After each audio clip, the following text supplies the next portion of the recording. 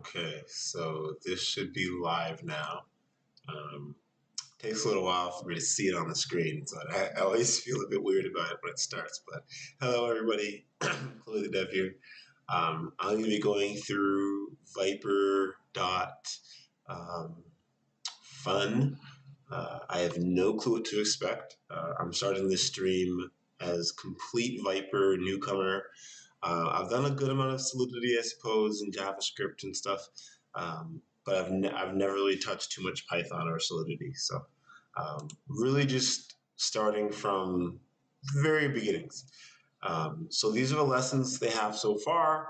I actually found out about this project in Gitcoin grants. Ooh, I'm getting some serious lag at times. That's all right. I found out about them during Gitcoin grants. I thought it was a really cool project. And so you have lesson 0, Solidity versus Vyper, coming soon. I guess they're going to have a pre-lesson just to kind of really get people who have already used Solidity onboarded a little beforehand. Then you have lesson 1, your first Pokemon. So I've done games like this on Ethereum, on Ethereum before for Solidity. The Loom had one on Crypto Zombies. And then Eat the Blocks with Julian. He had one when you went through a practice with DAP30. So I've gone through a couple of different smart contracts building games like this with Solidity, but it'd be cool doing it with Vyper. So let's get started. Let's see. Oh, there's a welcome. Welcome. What is this? This is an interactive tutorial website for learning Vyper while building games using smart contracts, similar to Crypto Zombies. So that's good.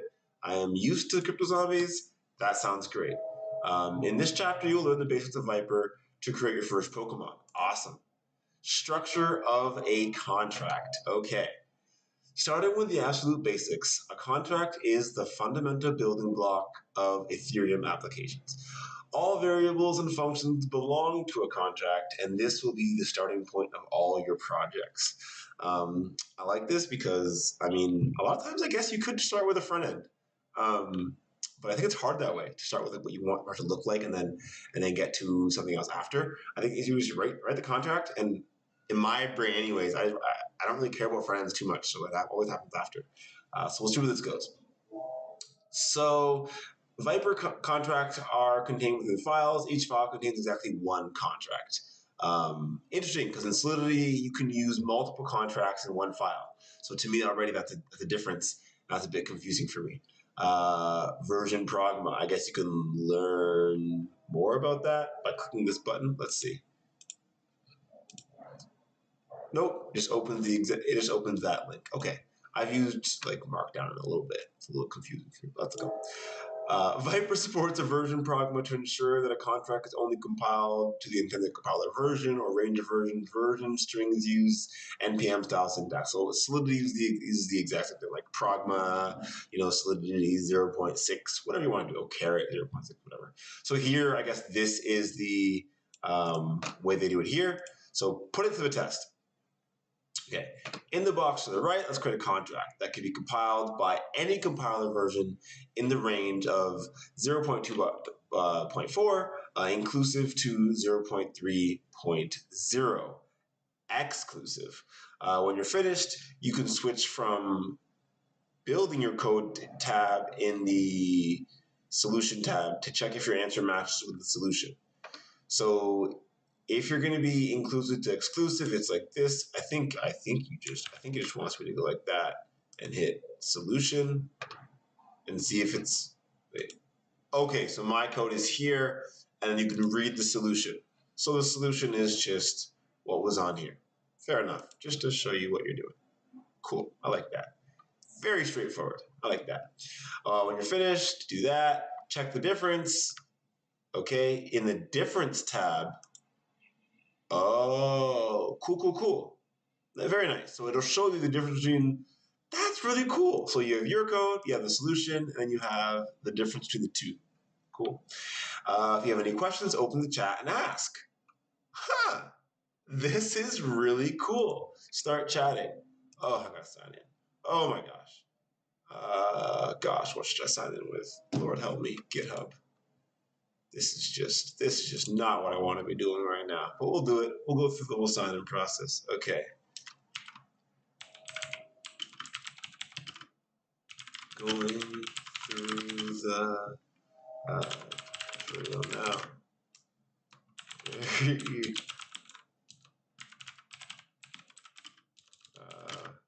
So far, love how there's even a chat. This is so cool. Anyways, we're gonna close the chat. We're gonna put this up a little bit. Anyways, you can put a chapter 1. Tweet about it. That's amazing. So chapter 1 is complete. Sure, we'll tweet about it. I'm not even sure I'm logged in on Twitter on this. Oops, I guess everyone's gonna see all my info. Whatever, you can see my Twitter. I'm not just completed chapter 1. Oops. Let's just tweet that. Keep it nice and simple.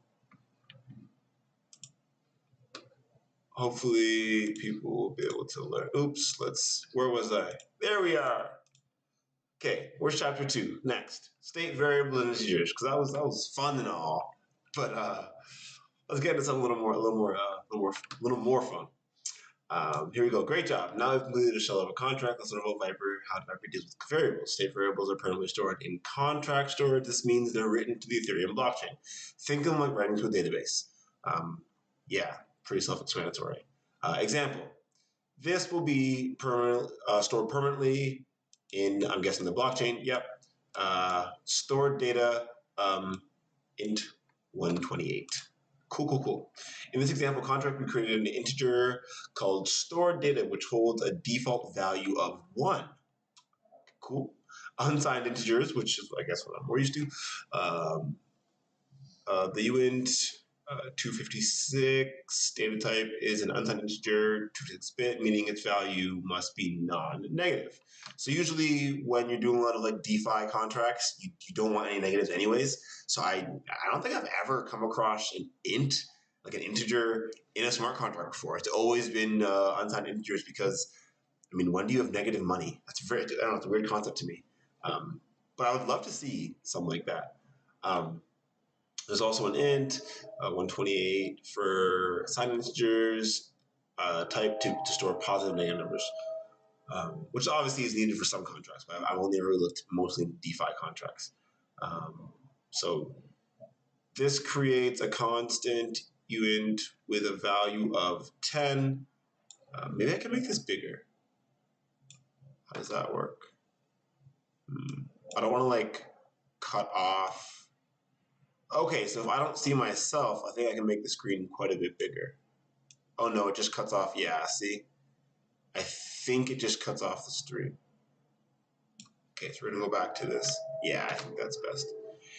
Anyways, in this example contract, a constant uint256 called 10 is set to equal to 10. So I guess up here, the difference is if you just set stored data equal to an unsigned, to an integer, it'll be stored to equal 1 as the default value. Whereas, I guess you can see both of them here at the same time. If you have 10 and then have it a constant uint, then you could set it equal to something as well. So I guess you could have said it's equal to 5 or whatever else as well at the top. Very cool. I wonder what the default value of uint would be, or if it will even work. So I like testing it. I wonder if I can test it here too. Let's see. Our Pokemon DNA is going to be determined by a 16-digit number. In the coding area on the right side, declare a constant uint256. So here, named DNA digits. What'd they say? It's going to be a constant. Can I use tab to autocomplete? I'm not sure. Constant. It's going to be a uint 256. And we're going to set it equal to 60. Cool. I don't need any semicolons. It's a bit easier, I suppose. Let's check the solution. Sure, it looks the same to me. I don't know. Perfect. Yeah, it looks green. Green is good. Let's go to the next chapter. Next. Cool. Okay, now for the fun stuff.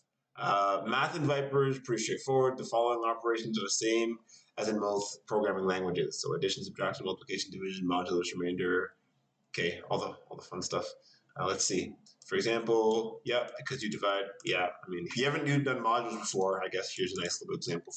It confused me for the longest time. It's still like when I see it in like a huge math equation, also I'm like, oh, mod this. I'm like, oh gosh.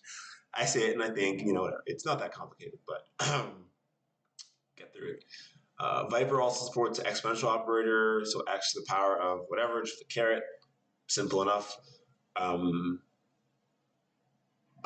So you just do the double multiply. Cool. Or the double, star thing. Put it to the test. Make sure your Pokemon DNA is those 16 characters. Let's make another constant equal to 10 to the power of 16. I'm guessing they want us to use the variable from above. So let's see. Create a constant named DNA modulus. DNA modulus. It's going to be a constant, apparently. 256 equals, and it's going to be 10 to the, I got this key, power of,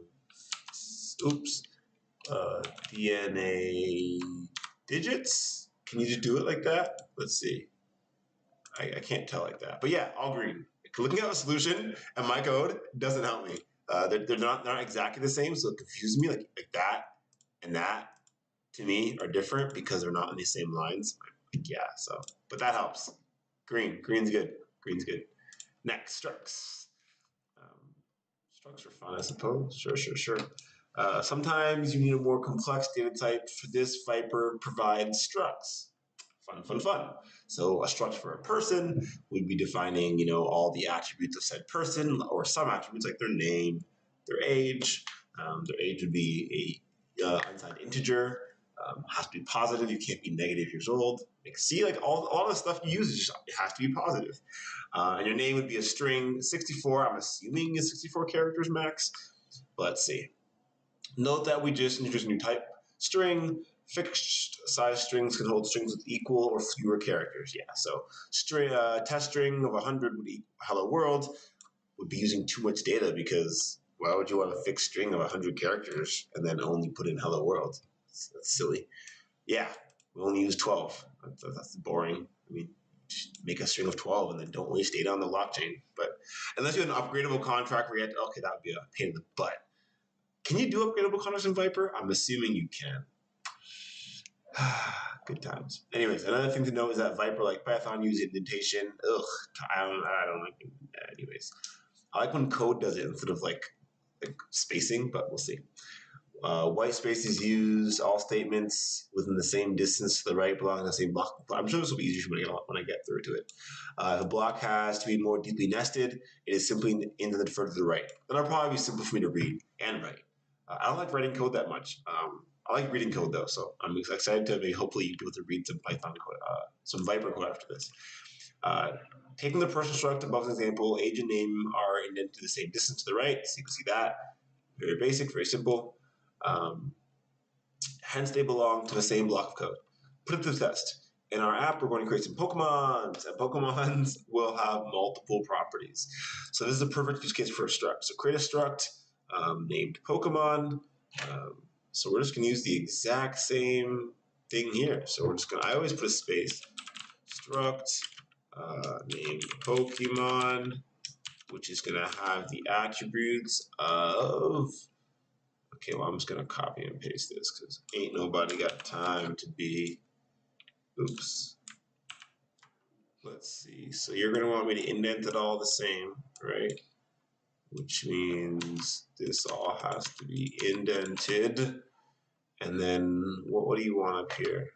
You want name, DNA, HP. Probably shouldn't put that in I mean, who cares, really?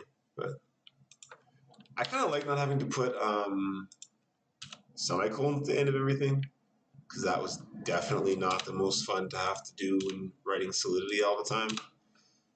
I always forget. Like, I always forget. Like, I'd be writing tests or and stuff like that, and I'm always forgetting a semicolon somewhere. I guess this is easier. Just use a tab. But it always reminds you of the tabs versus spaces episode on, what's that? I can't remember the show's name anymore. Pokemon have 5 properties. Perfect. That's the name of them. Let's look at the solution. Perfect. All green. Lovely, lovely. Next, mappings. Mappings is another thing that gets really complex when you first start.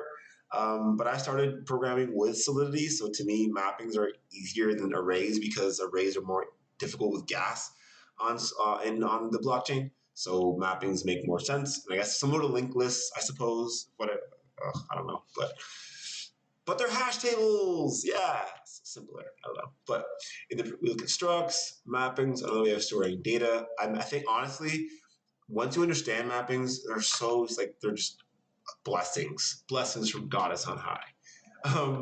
They're hash tables that are virtually initialized, such as that every possible key exists and is mapped to a default value. Defining a mapping looks like this. So, I'm sorry my screen is so small. I'm going to try and get my screen to go full screen and then have my face be in the corner. I don't know how to do that. I don't know how to do that. I think maybe I can just make it huge and then make this. Yeah, I could try it right now, actually. I could do like this and then. See, I don't even know how to. Nope. That did not work. Sorry. It was a valiant effort, And let's see now. This whole thing is the wrong size now. Let's fix this. Oh yeah, and I wanted to go bigger than that. Perfect. Back to normal. Anyways, I just did this, right? Create a mapping named I have to actually read the mappings. Sorry. What I was saying was, sorry, my screen's so small, so I'll have to scroll, but I'm just going to actually copy it here so we can maybe just, darn it, I really can't make this much smaller. Anyways, let's just do it here. Okay, a mapping to store roll numbers and student names. Okay, so the example mapping 1 is going to hash map, call it that, okay? Do you have to call it a hash map in Solidity anyways? Maybe you do. Hash map this unsigned integer to a string.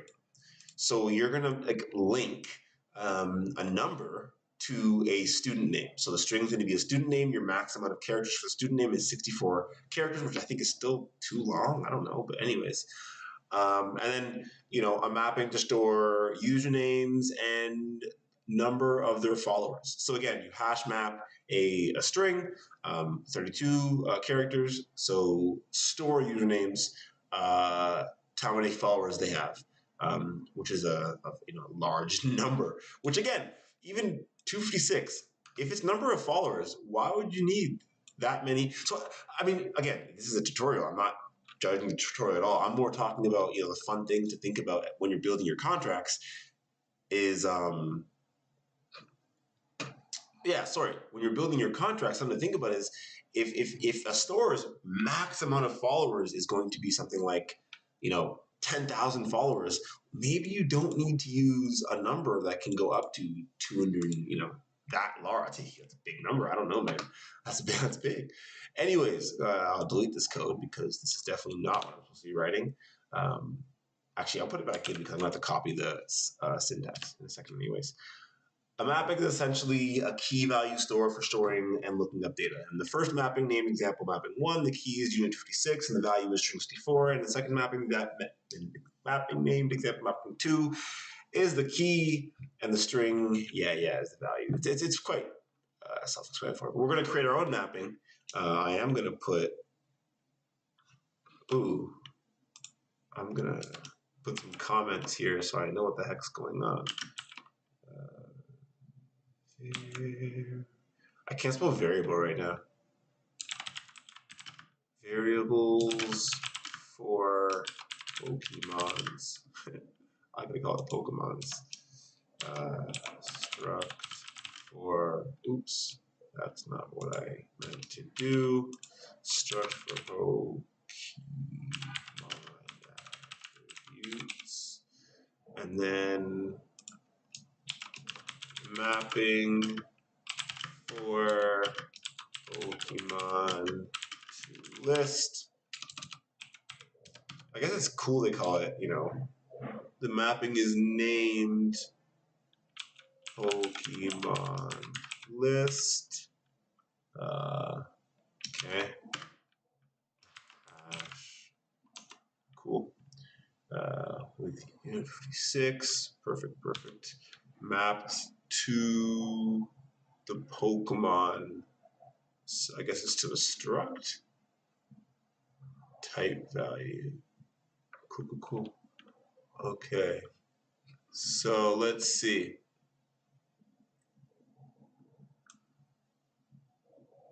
256.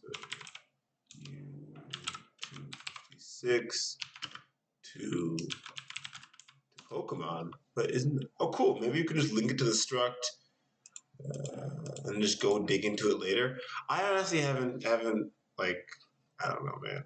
I haven't coded Solidity or anything in like months, so. I mean, okay, sorry, let's check. Oh yeah, code's right. Sorry, I'm just thinking through a logic while I'm coding it. Sorry, I just keep going. But sorry, I'm like coding it in my brain before I'm coding it like here. Oh, it removes my comments each time. That's fine. Function declarations. A function declaration in Vyper looks like the following. They've got a lot through here already. We'll do chapter 1 today. Chapter 2 another time. I'm tired. I still have to go, hopefully, skating with the dog. It's a beautiful day today. I'm going to go skate with the pups. I went for a run with her this morning, like 5K. It was pretty good. She's knocked out. Like, I'll play some cello, hopefully, too. But this has been fun so far. I really enjoy it. I love stuff like this where I can just go through and just have fun and enjoy it. A function declaration in Vyper looks like the following. We're just going to copy it and paste it so we can see it better. External def. Define. Example function, name, string, age. So it's going to take in two variables. Path. I don't know what that means. This is a function named example function that takes two parameters, string and name. String, name, and an age. Yeah. Okay. No, we're specifying the function visibility as external using the function decorator. Function decorator. Okay, cool. It's literally they're called not decorators. Function identifiers, something like that. Decorate. I like that, and I like how it's right here. That does simplify things. I know people say that like Vyper's better for like writing contracts that are simple and easy to read and understand. So far, so good. Okay, all functions must include a visibility decorator, external or internal. We'll learn more about function visibility and decorators in the coming chapters. Cool. You can define an empty function body using the pass keyword. When executed, nothing happens. So if we put pass there, pass. Simple enough. Put it to the test. In our app, we're going to create some Pokemon. Let's create a function. So it's going to be down here. It's going to be external, I would assume. Yep. Function called create Pokemon. It should take 3 parameters. It should take a name, which is string of 32 characters. Still, I think that's too long, my friend. Why are we naming these people so long? Let's save some space on chain. Oh gosh. It's going to take DNA, which is uint 2. The reason the DNA is usually like this because you got to do math to figure out what attributes the Pokemons are going to have. And you got to do HP. You got to make sure the capitals are still there, which is going to be, again, a uint 256. And we're going to use the pass. Oops. What happened? Enter. Pass. That looks good. Looks good. Looks good. Let's see if it is good. Green. Green is good. Okay. Next. Chapter 7. Working with structs and mappings. Okay, remember? Yeah, we had our person struct. Yeah. Oh, yeah. So we were just going to map through the struct. That's what I assumed. So now we're going to learn how to create a new persons, to create new persons and add them to our people mapping. So let's just copy this. So create new person is going to create a person named Vasa, which is going to be in the person struct with the name of Vasa, age of 22. So you can add people to it to the key 0 by saying, self dot people for 0, index 0 is going to be Vasa. So I'm guessing self. Yeah. We can also combine these together and do them in one line of code. Yeah. That's what I'm saying. So, okay. Here. This is what I was looking for. So, okay. So when you look here, the self variable. That's where you're looking something new. So notice I'm using the self keyword to access the people state variable. Okay. So you're going to assign it to itself. So you're going to self is an environmental variable used to reference the contract form within itself. Self allows you to read and write state variables and call private internal functions in the contract. We'll learn about external functions. Okay. Self is used to access the contract state variables as shown in the following example. Okay, so let's just dig into self a bit more so I make sure I'm saying the correct things and not saying what I think is happening from Solidity, because I know Vyper is different from Solidity, so I'm not going to try and have any preconceived notions when I do it. So, self is used to access a contract state variables as shown in the following example. So, you're going to have a message, which is string of 10. You're going to have a function externally called, which is going to be the set the message, which is a message, which is going to take in a message that, again, has a maximum of 10 because you just said this variable can only have 10. And then now you're going to set this message to equal the message that came in. But I guess self is what allows you to set that. Self is to change the contract storage. Okay, cool. So now in this contract, where you see people, which was, I think, the struct. It'll be easier when I actually write it with the Pokemon because we have Pokemon up here as the example. So you know what? Maybe I'll just start doing it. Okay. Self dot. Okay. Let's make our create Pokemon function. Do something. Remove the pass keyword. Oh, we're going to fill the function body. So remove the pass keyword. And then we are going to fill the function body so that creates a new Pokemon. Oops. Here. Self. And adds it to the Pokemon list mapping. So.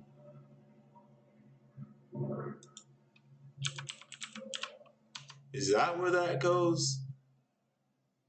This is the variable for Pokemon list mapping. We're going to go, to the first index of that, and we're going to create a Pokemon with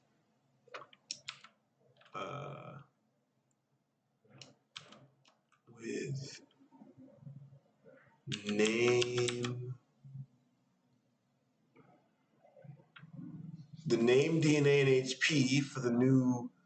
Oh, it's right there. Taking a name, DNA, and HP, because we already have that above it. I'm assuming it'll just take it. Def. And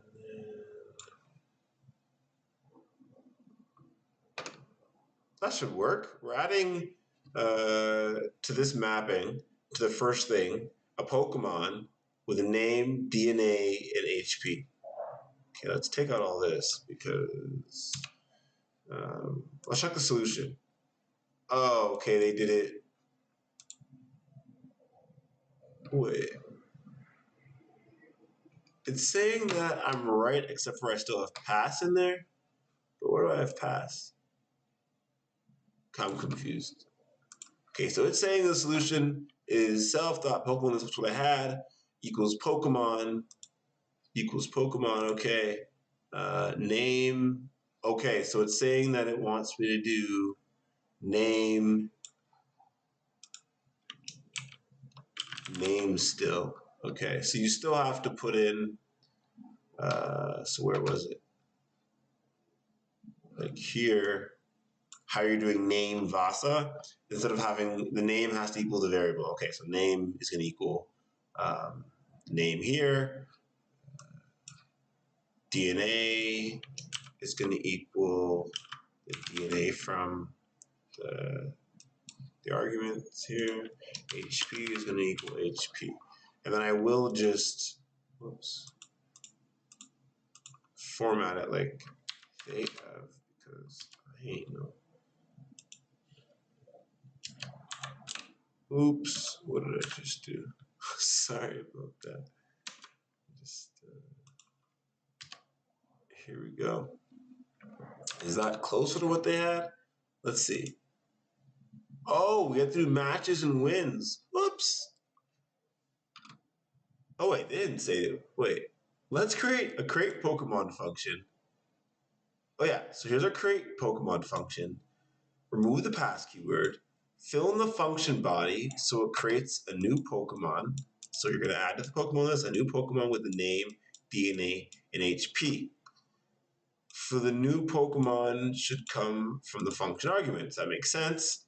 But there's more to do apparently. Do not forget to use the self environment. Okay, yeah. Let's do it in wall one. Okay, so I guess there's an issue. The solution says that I have to use matches and wins. So for chapter 7, was it chapter 7 that I'm at? Yeah. The solution adds matches and wins. Yet I was yet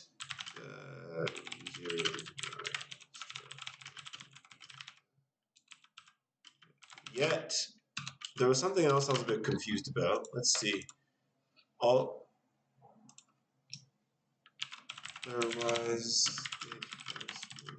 great so far. And then I wanted to go here because it's saying that I'm using pass still, right? I mean, I'm not. And it's saying this is all correct, but it wasn't. So yeah, it seems like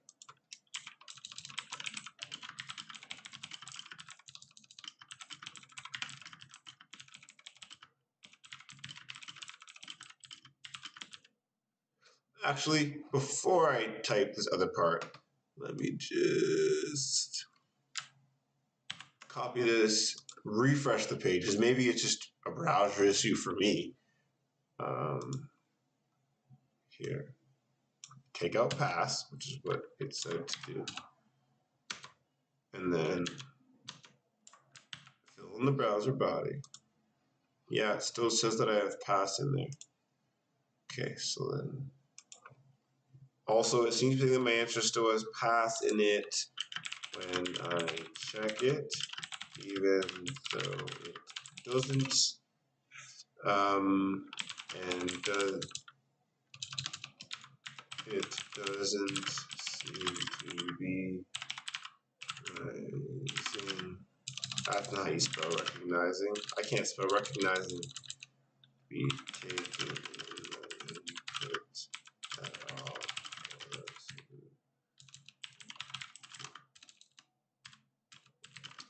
The correct solution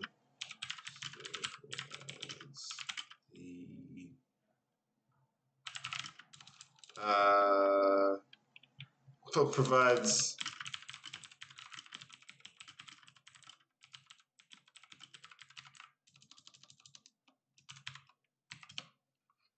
there you go. Just trying to, help them out a little bit. Geez, it's a lot of stuff we gotta do in this just for chapter 2. Okay, let's see. Oh, sorry, excuse me. I guess we'll go to the next one. It's kind of weird for me to go to the next one without it working properly. Because my code seems correct, but I'm missing the map. But maybe, okay, let's go here. So it seems to have added the matches and wins for us. But I want to see if, yeah, here. So the struct, it's been added to the struct too. So they must have went back and they haven't added this yet. So here in the struct, it was each Pokemon, they're trying to track the Pokemon's matches and the Pokemon's wins. So you can start seeing some stats, which I think this is actually really cool because it's something that's missing from something like Axie Infinity, where we've always Pokemon or always Axie. Really cool to see, okay, how many fights has this Axie gone through and what's its win percent? Maybe that would add some value to the Axie. So very cool, very cool. I like that. I'm kind of thirsty. 1 second. Got a new water bottle. Okay. Let's keep going. Chapter 8, External and Internal Functions. As we discussed in the previous chapter, all functions must include one visibility decorator, external or internal. So external, it can only be called externally, and internal, it can only be called within the current contract. That's a lot simpler than Solidity because that's not the way it is in Solidity. We would want to create some functions which should not be called externally. For such functions, we would use the internal visibility decorator.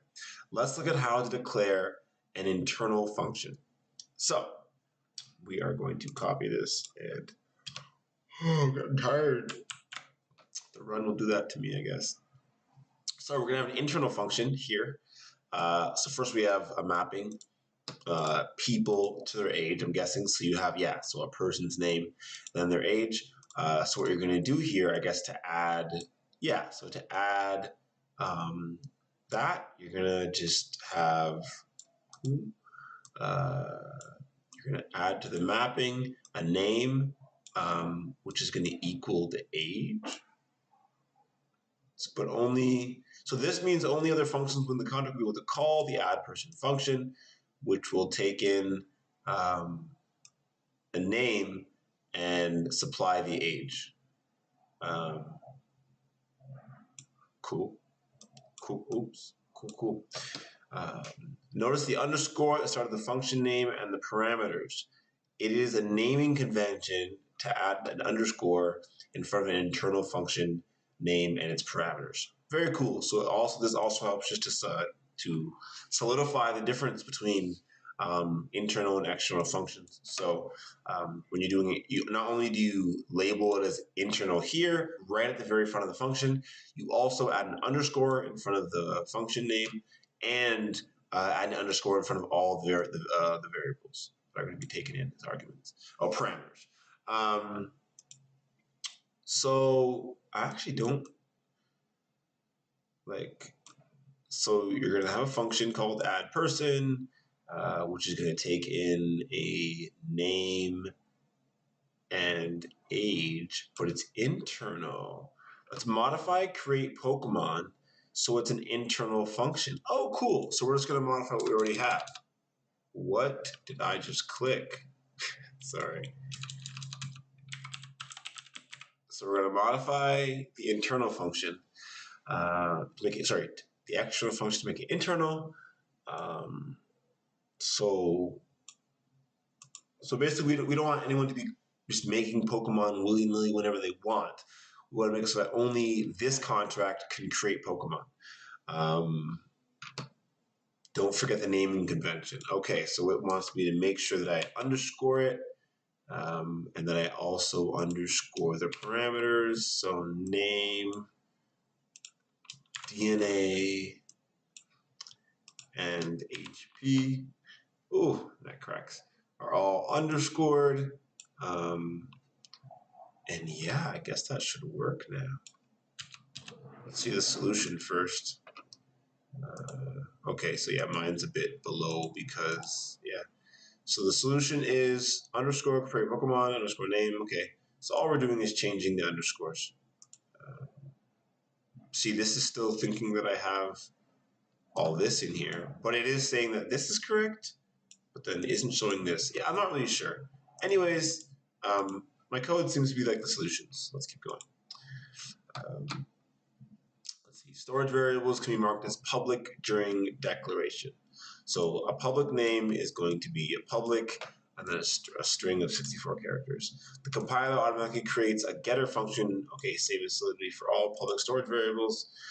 These getter functions are not written in your code, but are generated by the compiler when it compiles it.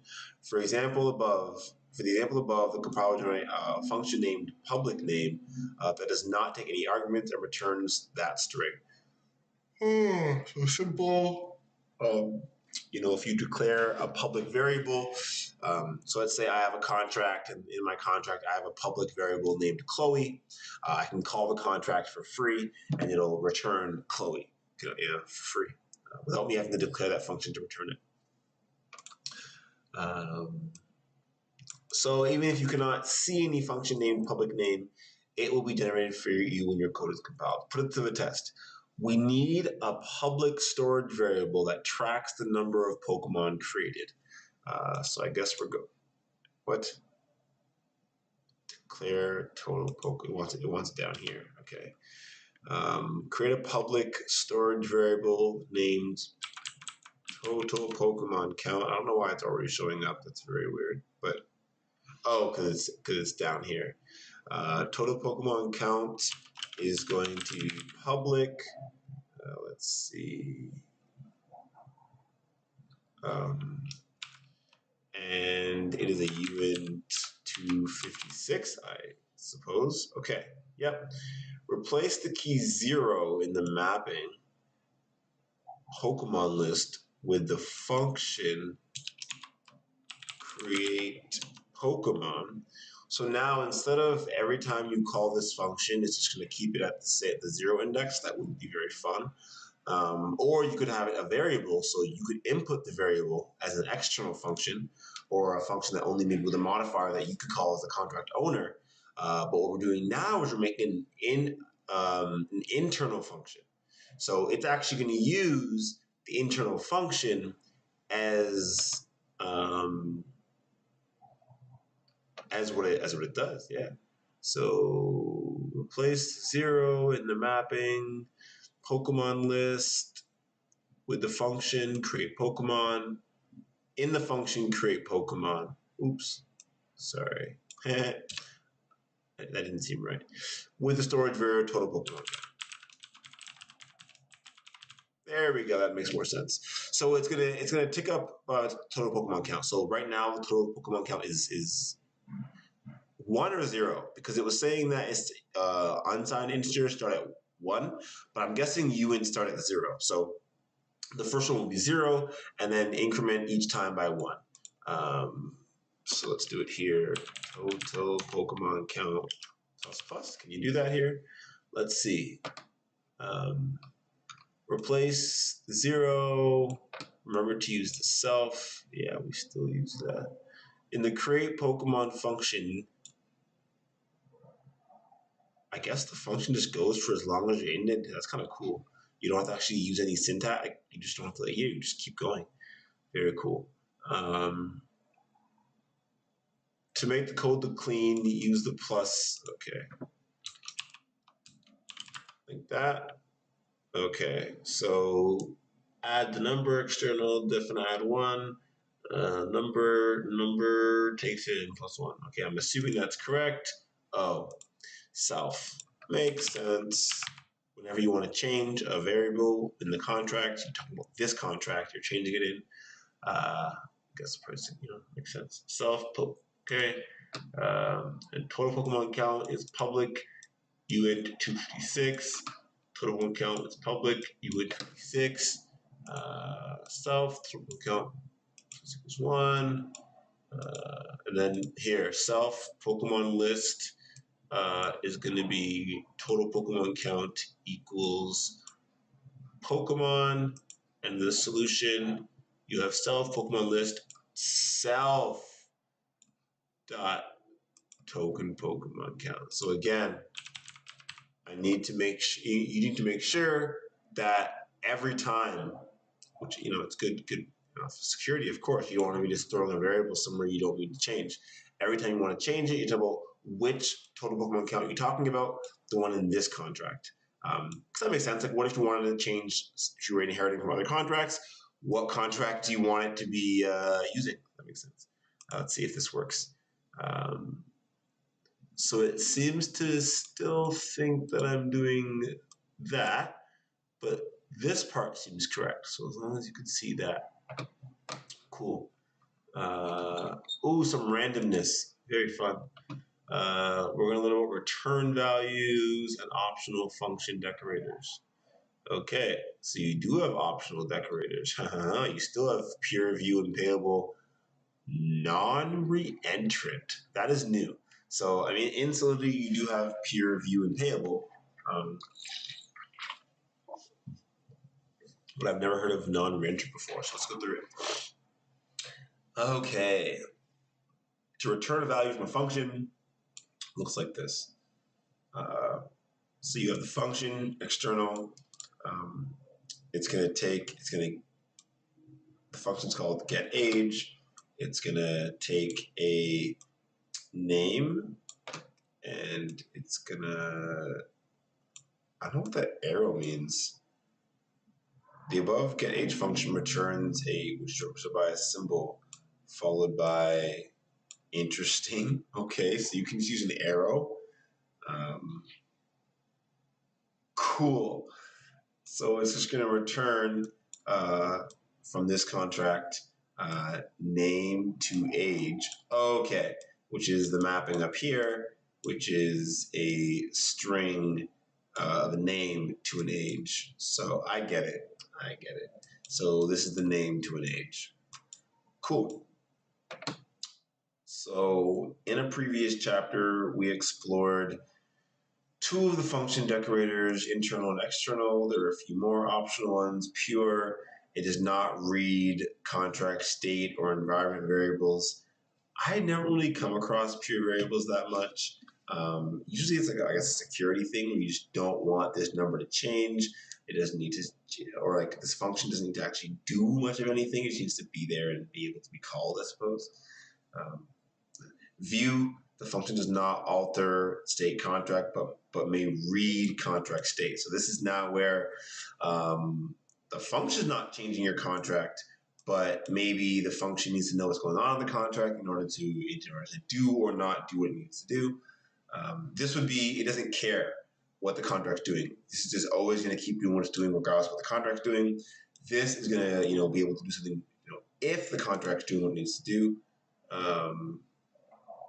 And then you have non-reentrant.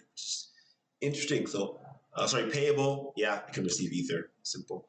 And then function cannot be called back into during an external call. That seems like something you'd always want to have. So I don't really know why that's not always implemented. I'm not really sure. Maybe you want to be able to call back in sometimes, and sometimes you want to be safe. You can't. That's cool. Following the above example, we can add view function to the get age function. We can add the view function decorator to the get age function as it reads the contract state storage variable but does not alter it. So I guess the idea here is that you always want to make sure that the function decorator that you use is limiting as much interaction as possible for safety reasons on chain. So right now it's external, which is it works, it's fine, but you want to try and go as closer to pure as you can while the contract is still working.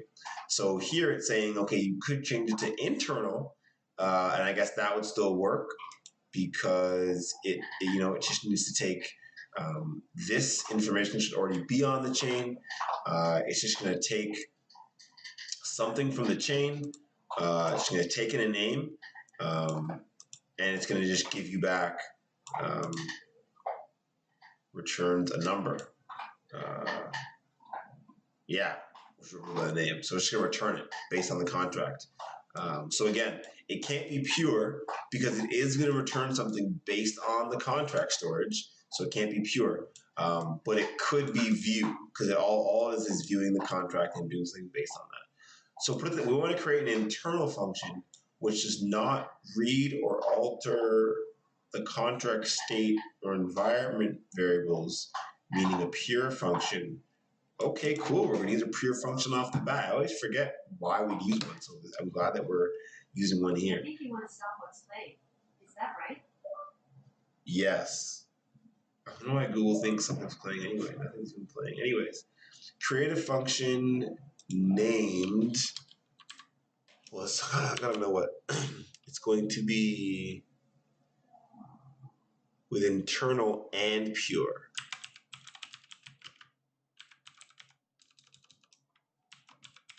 Cool. Seems to be right. We're calling it generate random DNA. So the reason you want this to at least be internal is you don't want someone else, being able to generate your random DNA for you. You want it to be something called within the contract and something that's algorithmic, usually. Okay, the function should accept an input parameter of name. Okay, and we should do underscore name, I suppose.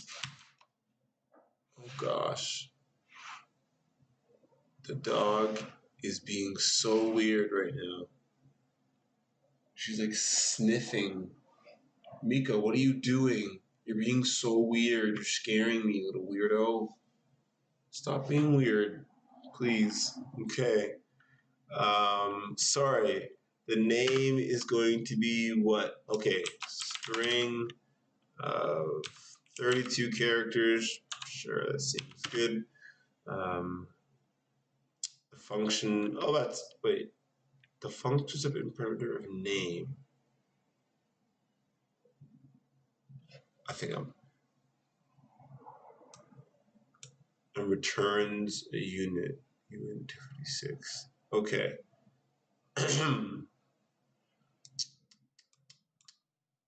Okay, it's only taking in one thing. It's only taking in a name, and it's going to return. We gotta do self.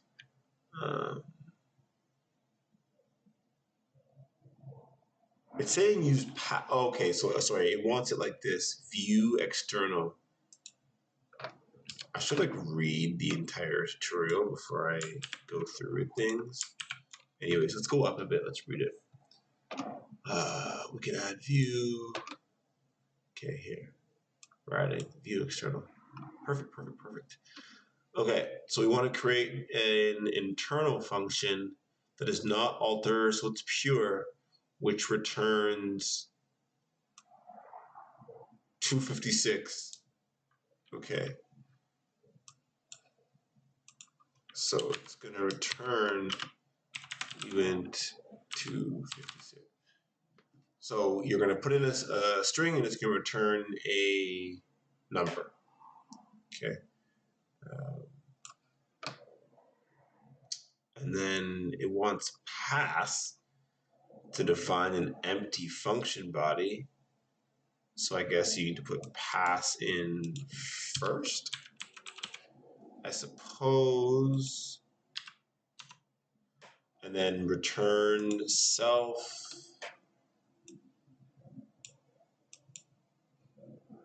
Oh, maybe we don't return anything yet. Let's see. Solution. Yeah, sorry. I was getting ahead of myself. Oh, I do need to put the little, that. So what it actually looks like is generate random DNA string. Wait, I did do it correct. Wait, oh no, sorry, this is my code. My code is not correct. I need to put that there and put that there and then perfect. Oh, this worked. So let's see if maybe if I add some gibberish. See, that shouldn't show up as green. Okay. Anyways, it seems to match what's here. Pure internal function integral in DNA underscore name. Perfect. Next. Kakak. Perfect. So we want our generate DNA function to return a semi-random number. How can we do this? Ethereum has a hash function built in. It's a version of SHA-3. A hash function basically maps an input to a random number, hexadecimal number. A slight change to the input will cause a large change in the hash. It's useful for many purposes in Ethereum, but for right now, we're using it for a pseudo-random number generation. The reason it's not fully random is because we're using probably the hash number and block time and all that stuff. So if it's worth enough, someone could figure out this information, but it's usually not worth enough, so usually fine. It's important. Kakak expects a single parameter of bytes, 32 bytes, or a string. Example. Kakak AAAAB is that. Kakak this. Okay, like, just put in a certain string. It gives you a random hash of hexadecimal. As you can see, the returned values are totally different despite only one character change.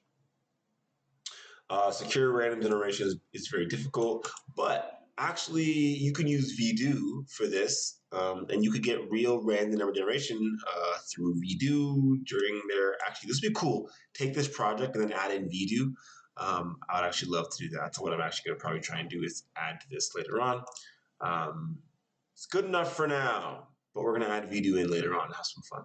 Sometimes you need to convert between data types. For example, A is unsigned integer 2d6 equals 10, B equals 10. The following operations will throw an error because A and B are different types, hence it cannot be a unit 2d6. So C is an integer, which is A times B. So that's not going to work. You can't do that. So converting from unit 256 to integer will remove this area. So you can go from C, which is going to be an integer, which means you're, I guess, allowed to have a negative number. So you could take like a unsigned integer that can't be negative and make it so that it can be negative in math, I suppose, by converting A to an integer of 128 bits first, or bytes, whatever, 128 first, and then multiplying it by B. So converting it and then multiplying it. Here we mitigated the error by converting it first. All type conversions in Vyper must be made explicitly using the built-in convert A type and then B type function. Here's the list of supported type conversions, so we're not going to go into that. But we are going to fill in the generate random number function. And we are going to delete that because it's not helping me understand when I'm making a mistake. And we're going to generate a Kakak 256. Where are we? Of what? Of name. I wonder if you can just put in name. Probably shouldn't even use the string if it's just going to be name. Convert this hash into a unsigned integer. So equals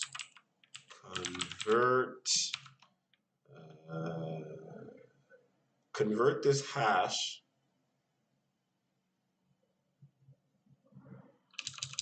Okay, maybe I gotta like come down here and just say, let's just go here first. Convert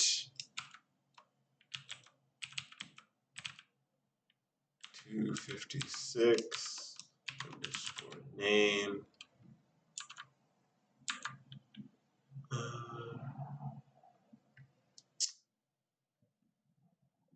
Convert that because you're opening it to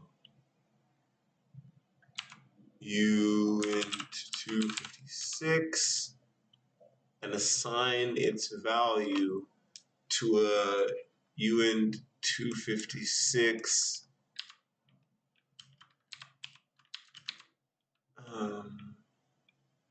variable named random. So random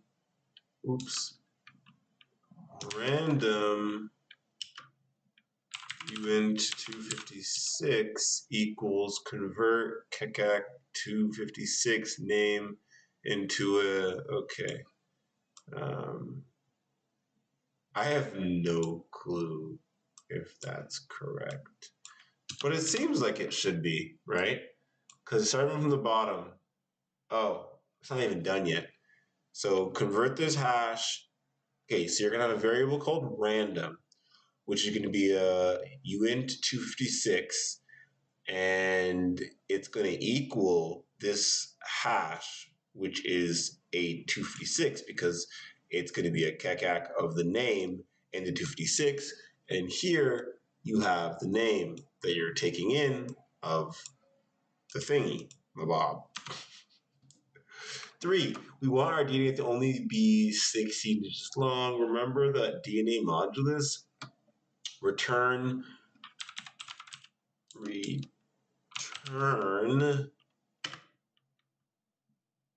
random modulus mod percent. Can you just percent it like that? Maybe. DNA modulus.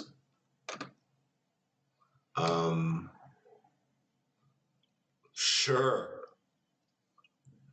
I guess this is going to return this random number and only have 10 to the power of 16. I did something wrong. Oh, I spelled kekak wrong. That's hilarious. Kek. Okay. Okay, kekak. Kekak 256. Let's see if it's correct.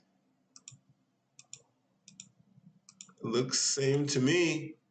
And it's saying that I had passed in there, which I do not, but cool. Putting it together. Okay, we're close to being done with our random Pokemon generators. A few changes, generate random Pokemon. The max HP should be less than 1,000. So let's define a constant called HP limit, which is going to be 1,000. Remove the DNA and HP arguments from the Pokemon declaration. Okay, sure. Inside create Pokemon, I guess we got create a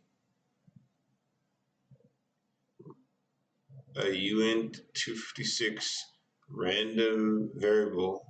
Okay. Would I do it underneath, I think? Man, you just threw a test at me, threw a book at me. Let's do it. So I guess I gotta remove these too. So I think I'm creating a lot of variables in here.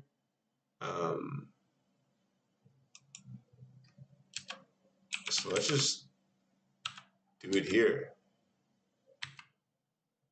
I'm not sure how to create variables in the function though. I feel like it didn't go through that. Anyways, Anyway, let's just do it. Because I've always had variables already declared in the contract. Can I just declare a variable? Call the function. Okay, it's saying to create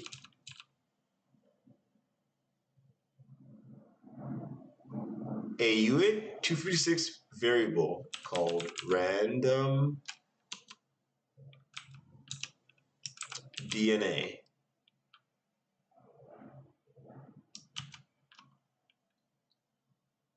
So what? You're going to be a constant.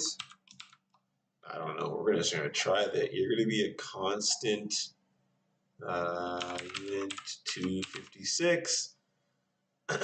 Call the function generate random data using the self-environment variable. Generate random data and pass name argument. Set the result equal what? To random DNA. Oh, that's when it had me do this. And then it had me do this. So it was saying like, reading it backwards, right? It's saying call the function generate random DNA using the self-environmental pass name, which is this. And then set the result equal to random DNA, is what I would consider, I guess, this. And then I guess random DNA has to be declared as a constant, because it does say create, this. So let's just assume that that's correct. Okay, create another one called random HP. Random, and this is what we have to do it this way. Constant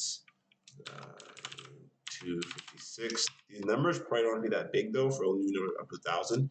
So I wonder if we could use smaller variables to save space. I'm not sure. That's a question I have to ask.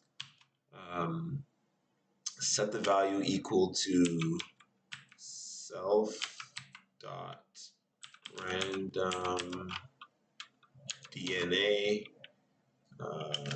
mod HP limit, because it's 1,000. We want it to only be up to 1,000 digits, or 1,000. Yeah. Inside the create Pokemon, create a variable, new Pokemon. New Pokemon of the Pokemon type. Use the name. Create a variable, new Pokemon of the Pokemon type. So that's here.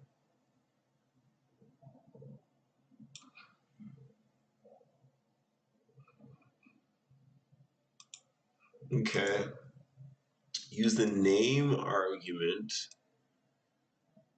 random DNA, random HP, to define new Pokemon. Does that mean I'm taking this out entirely? Or maybe let's take this and oops. Let's put that there. Then it says it wants me to create a variable, new Pokemon, right? Which would go here, maybe, because the variables, just keep them at the top of Pokemon type. I can't remember how that worked last time, but okay. Use the name,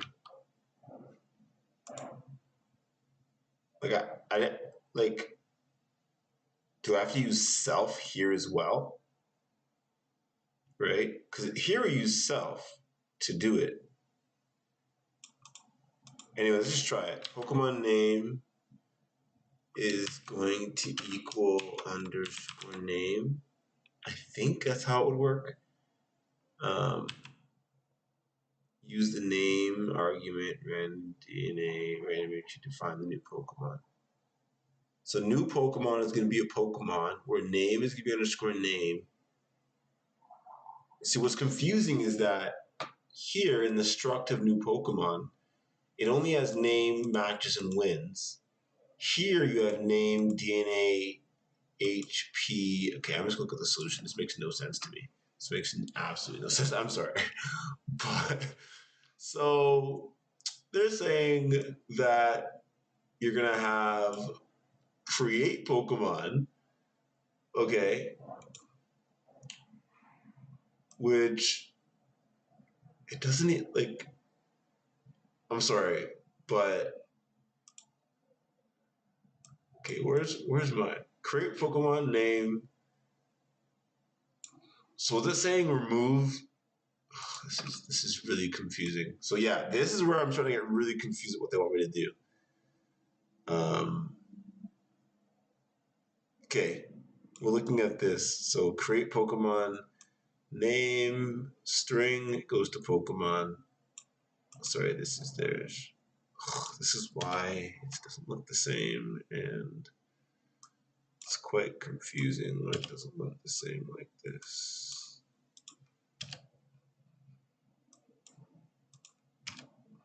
Okay, so they have a completely different. Where is that? It doesn't even say that here. Oh, they changed that up here. See, anyway, let's see what I had correct and what I didn't have correct. Because at the end, they're saying, okay, let's just, this is making not much sense to me so far. So random DNA, we have that. So to declare it, you don't have to put constant, which they did, which was not in this guide, which is okay.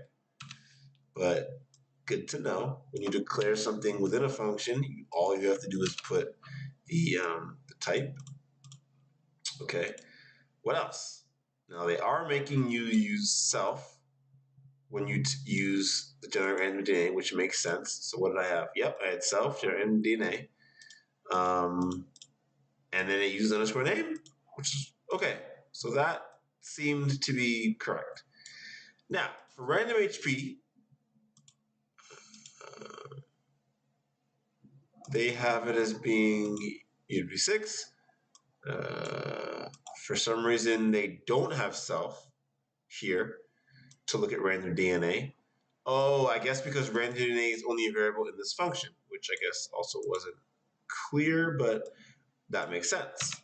So because instead of going to something up here, so for example, you need to use self to talk about where you're getting this from, right? It's in the contract. Here, the reason you don't use self, I would assume, is because you're just going to a variable within a function instead of going to a variable that's declared up here, with where you would need self, because for total Pokemon count, you need self.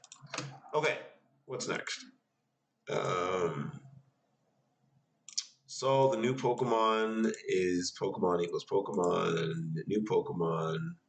See, this was what made no sense to me. New Pokemon. Okay, so it's telling us to change the struct.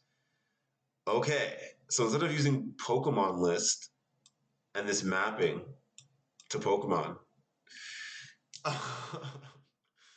so this here, number 5, when it's saying inside create Pokemon list, what it's saying is, I'm assuming just completely. Yeah, I'm just confused. Like, I wish all this wasn't here.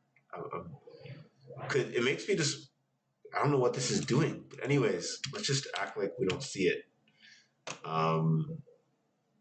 Create a variable, new Pokemon of Pokemon type. Equals, like, yeah, it's just so different than, I mean, it's not, but I'm quite confused here.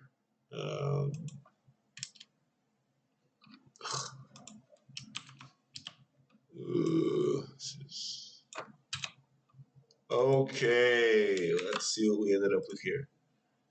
I wish it would have said it was a struct. Would have probably, like, it seems like they want me to just create a struct. What is it? Okay, create a variable. Yes, I get that. Of Pokemon type.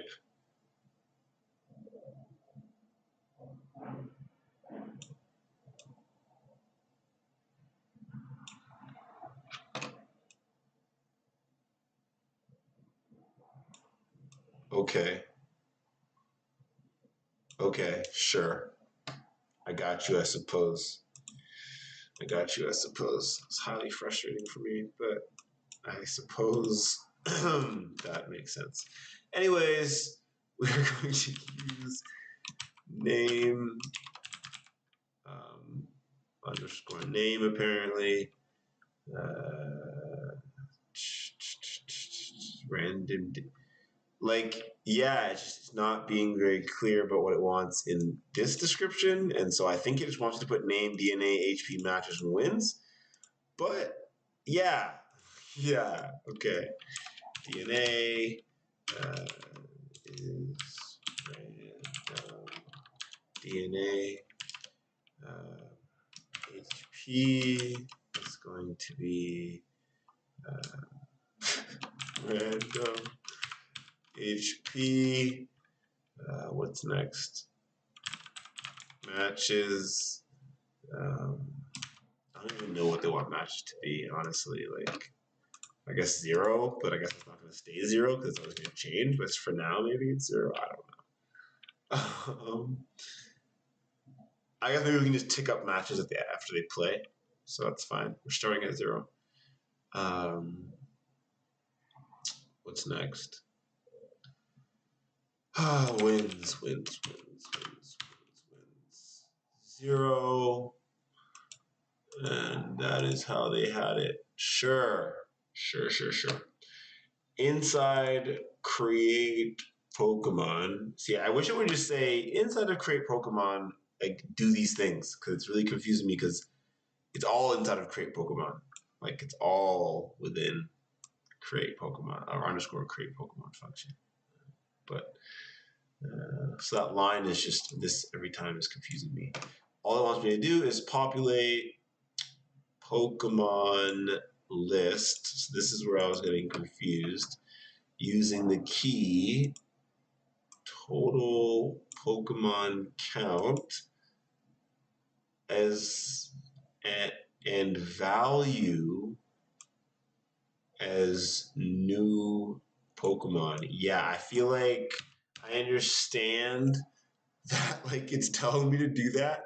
I just feel like this course went from oh cool, let's learn some Viper to do these 7 things, and I have no clue. The first 1, 2, 3, 4, super simple. Question 5, I'll admit I had no clue. It wanted me to just lay out this.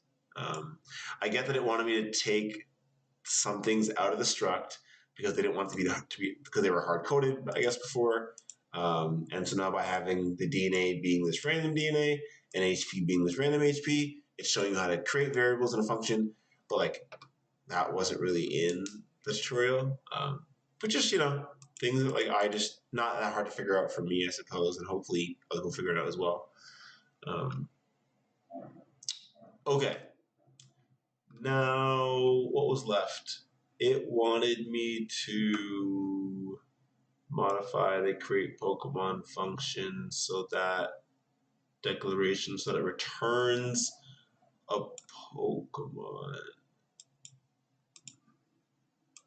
Oh, that's where they wanted me to take out this. But did it ever say?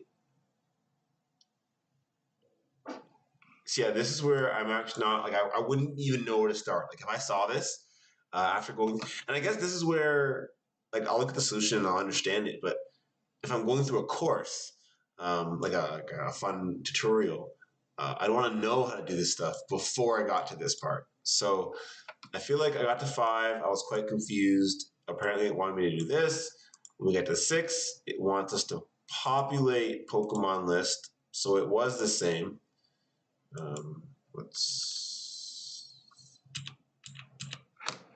I don't know if this needs to be here, but I know that this could be like that. taking forever.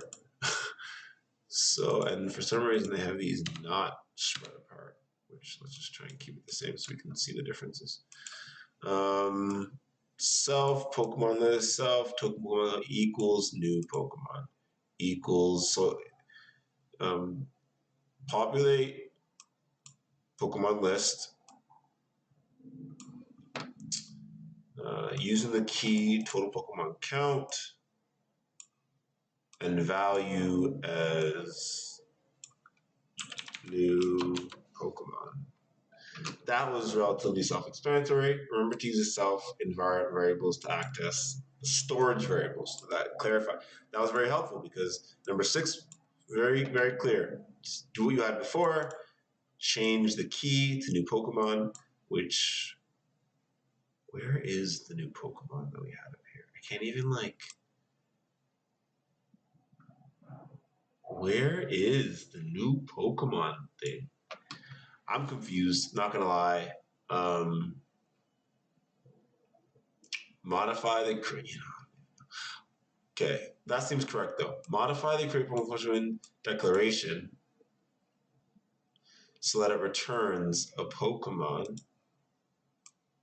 So this is where I got confused because here it's saying it takes in a string and returns a Pokemon. That makes sense to me. Okay, so we go here, it takes in a string, okay, and I don't even know, I'm so confused. Okay.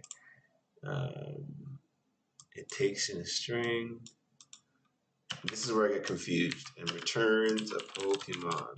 Okay, apparently it's a capitalized. Capitalized Pokemon. Okay. So it's returning a Pokemon, but okay, the new Pokemon is here. Okay. So this is the struct that now you're adding to the token list with a new Pokemon. Okay, which makes sense, but I guess this isn't used anymore. I guess. Okay, I'm just confused. I'm not sure because it seems like you're clearly linking to a Pokemon, but all you're linking to is their name, uh, and then the matches and wins. And so when you link to their name, which is here, the string, and you took out, maybe it was here. Oh, I'm silly. It was telling me to remove it from the function declaration, and I think I removed it from the struct. I think that one misread from me confused me all the way off. Okay, so, oh gosh,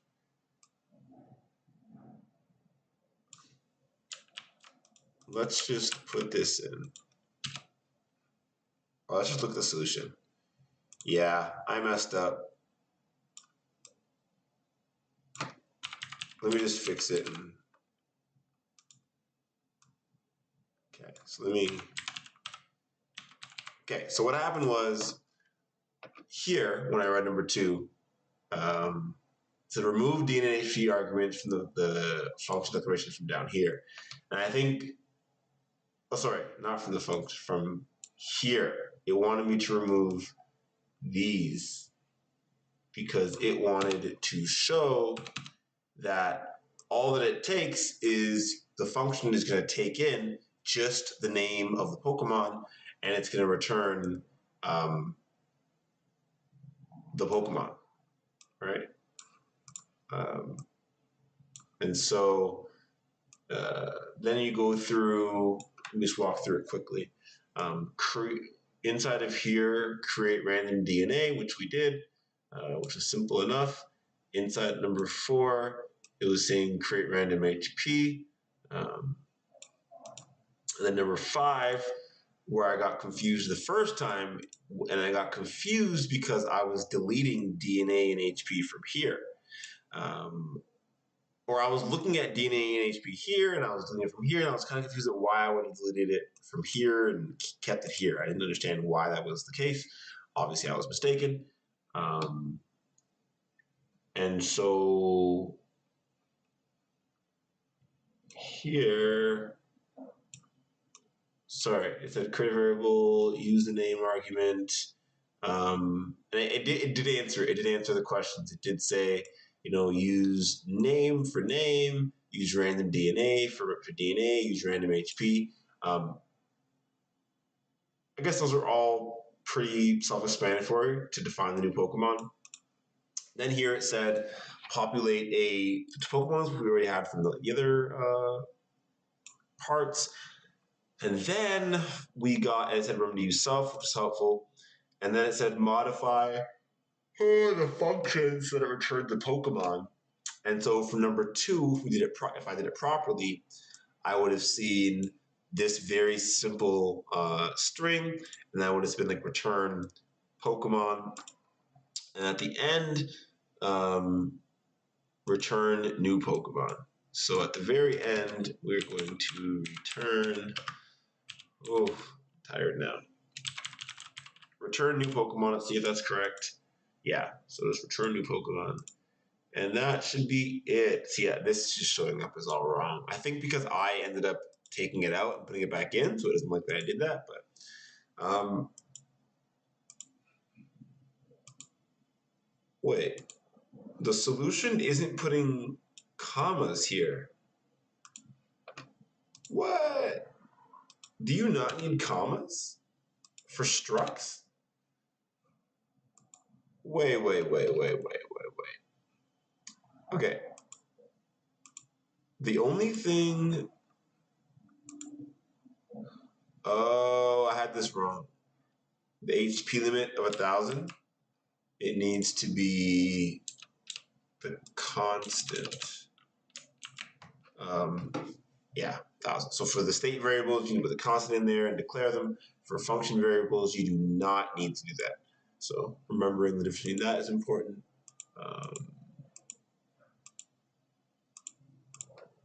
Let's just take that out so I can see things better. Okay, so these both seem the same, but this is interesting to me. You don't need commas. Vyper's seeming a lot simpler.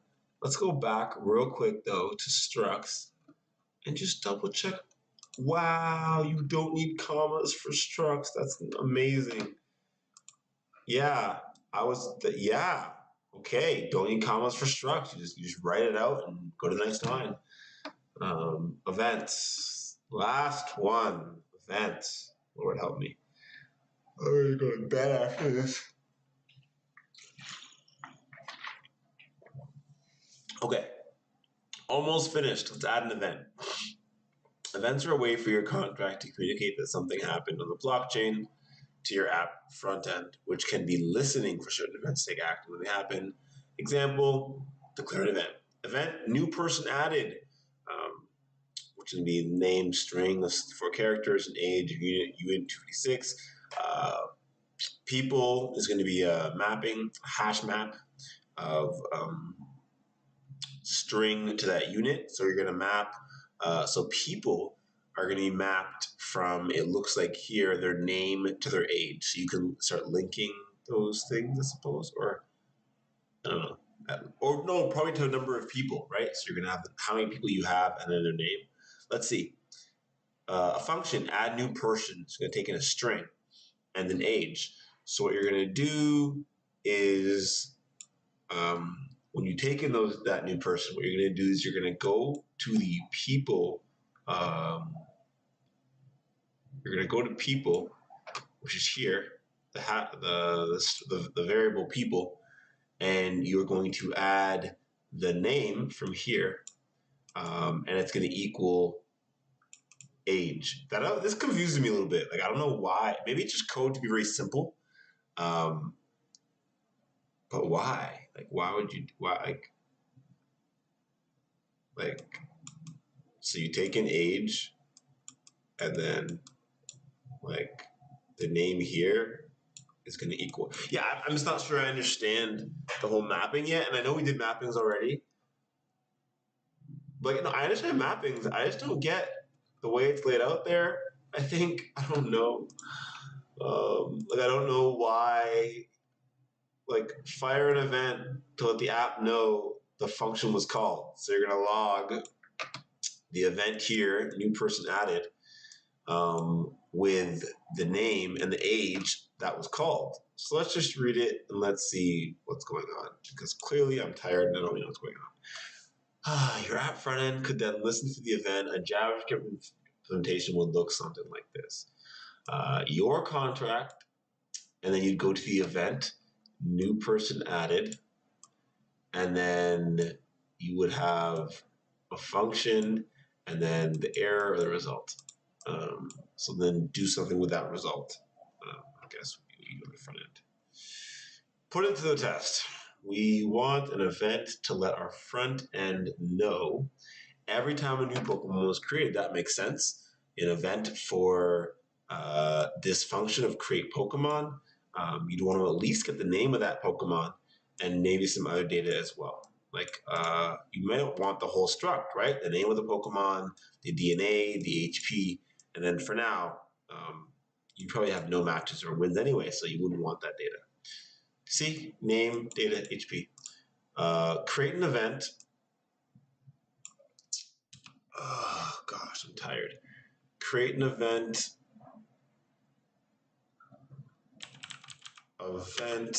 called new.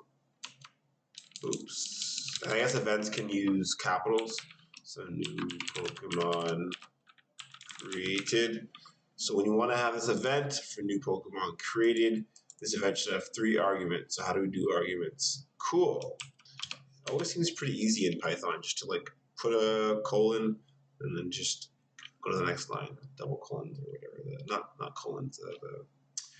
What was 2 dots called? I don't even know. At the moment, I'm tired. You're going to have name, which is probably looking like this. String, 32 characters. And you don't need a colon, you just need to go DNA, next line. Uint 256. And then HP, HP, and that's DNS, not DNA. HP is going to be Uint 256. Use the log keyword to fire the event inside the create. So I guess you gotta hit log new Pokemon created. Yeah, and then tell it what to give you. So inside of this function, oh, maybe this has to go like that. And then inside of this function, we will create log new Pokemon created. How do they have it? Oh, and then you just put in the parameters you want. So name, DNA, HP. Seems simple enough. Was that everything? Congratulations, you've completed lesson 1, and you now have the power to create Pokemon on the blockchain using Vyper. I don't know if my code is correct. Let's see. Return new Pokemon. It's still at the bottom. Oh, they put the event up there. Oh, wait. So either way, I mean, this would have had to been there. So they have log and then return. So let's just make it look pretty. So then, and then they put the event at the top, which makes sense. It's where I usually put the event facility, but I just, struct then event, struct, then your mappings, an event. Oh, it does say, put it there. I wasn't paying attention. Oh, I did 2 indents apparently. I don't know. Okay. I guess probably when I copied and pasted it, didn't like that. So you're going to have event, name, DNA, HP, and then when you want to log the event, you log, name, DNA, HP in the function, and you're going to have your front end listening out for that event, and it'll know the name, DNA, and HP, and you can just say, hey, display name, DNA, and HP of the new Pokemon that was created. Oh man, that was tiring, but yeah, let's tweet about it.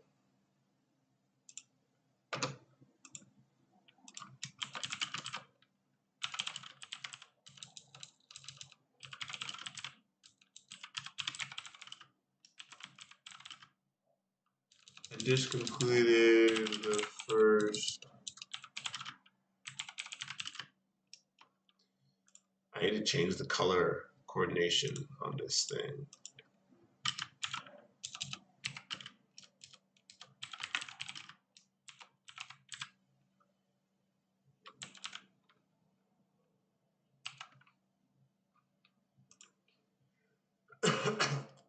Hmm.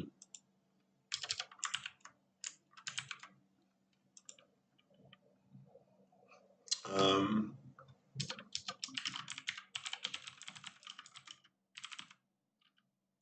I won't talk about live stream because nobody needs to know all that, right? Okay, tweet that out. So yeah, that was fun. I'll go through number 2. In this chapter, we will learn the more advanced comes to Vyper to create Pokemon trainers. Anyone can be a Pokemon trainer, and they will get a single Pokemon. Trainers can battle with wild Pokemon and capture them. Let's see if you can catch them all. That's pretty cool. So I will definitely go through this second lesson, I suppose. Probably next week. My plan was to do this every Monday and go through it. I'll put this up on my Chloethedev Unfiltered channel, and then if I ever get the time, I'll edit this and have it on the Marma J channel as like a proper tutorial. Hopefully a little shorter and more condensed. But for now, this is just to help someone along. If you pass by, you want to try it, please do. I learned a bit. It was fun. I learned mostly to read the instructions more clearly. But if you have questions, go to the open chat. I do get messages to the chat, so if I am in their chat for Vyper.fun, and so I'm going to try and be involved a little bit more, and so I might be in there to answer your questions as well. So that's all for the stream. That's all for this week's Vyper.fun or Vyper.fun. Hopefully, I'll be doing calculus lessons on Sundays with Katie from time to time. If not, then this is kind of Monday's Vyper. I'm sure